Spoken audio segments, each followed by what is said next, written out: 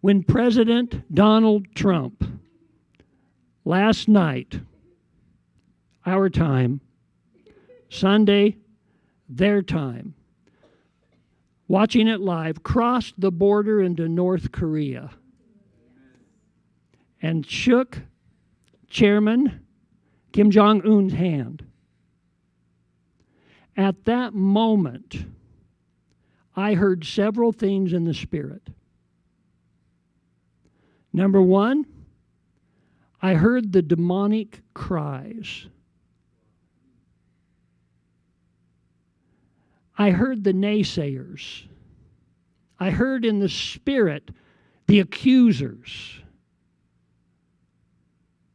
Not only demonic accusers, but also the enemies of America, the enemies of Trump's presidency. I heard those. And I could just sense the bombarding in the media of accusations and attacks against President Trump.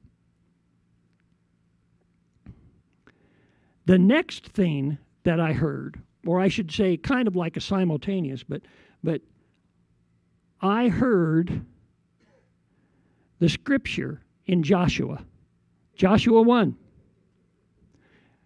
where the Lord told him that every place your foot shall tread, I will give it to you. And in the Spirit, I'm not talking about an invasion of North Korea.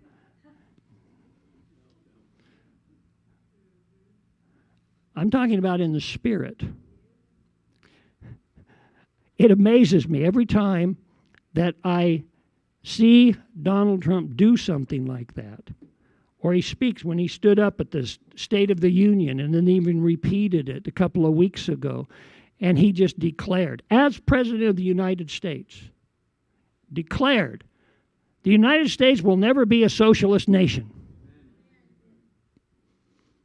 That was a prophetic declaration. Yes, he's a man. He is an imperfect man. He is not the vessel that most Christians I know would have chosen themselves.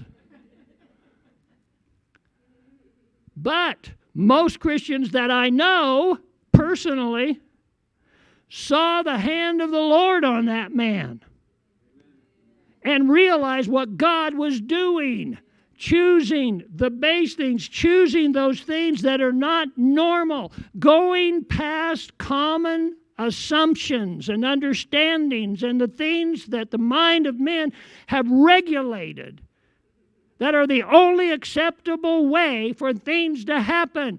And what makes it so atrocious to me is that ungodly wisdom, that humanistic wisdom, creeps into the church, and leaders try to use it as a model for how God moves in His own body. And He doesn't. And President Trump is on a trip.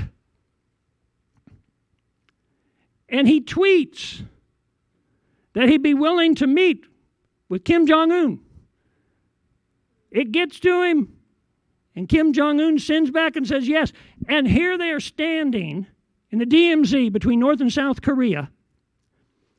And he shakes his hand, and then he says to Chairman Un, would you like me to come over? Because he gave the offer that he would come. And so Chairman said yes. And he stepped foot onto North Korean soil. First sitting president of the United States to ever have done that. And I could see that where he put his foot, he was taking that ground. Not only as a president, and I'm going to get letters over this. I don't give a rip.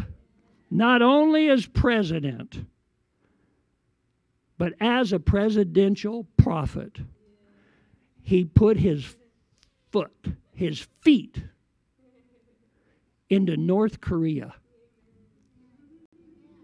to spiritually break those demonic holds.